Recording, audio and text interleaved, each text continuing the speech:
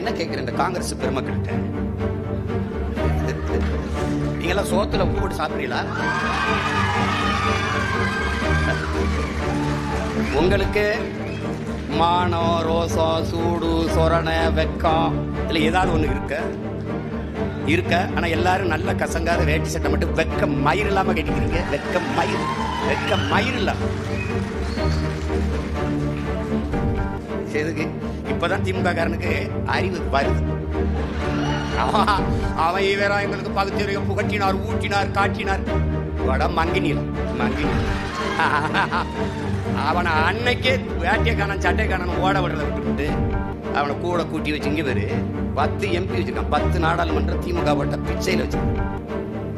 உண்மையில மானச ரிசைன் பண்ற, ரிசைன் விலகி இடைத்தேர்தலை சந்திச்சு டிவிக்கோட போய் டிவிக்கு போட போய் நின்று வாடா வா வென்று வாடா போட. கூட்டணி பெரிய கூட்டணி இல்ல, ஆட்சி அதிகாரத்தில் இருக்க நீ அவனோட கூட்டணி வச்சு இடைத்தேர்தல் செஞ்சு 3 ஆண்டு இருக்கு. ரிசைன் பண்ண உடனே இந்த இடைத்தேர்தல் வச்சு நின்று வா, வென்று வாணி பா.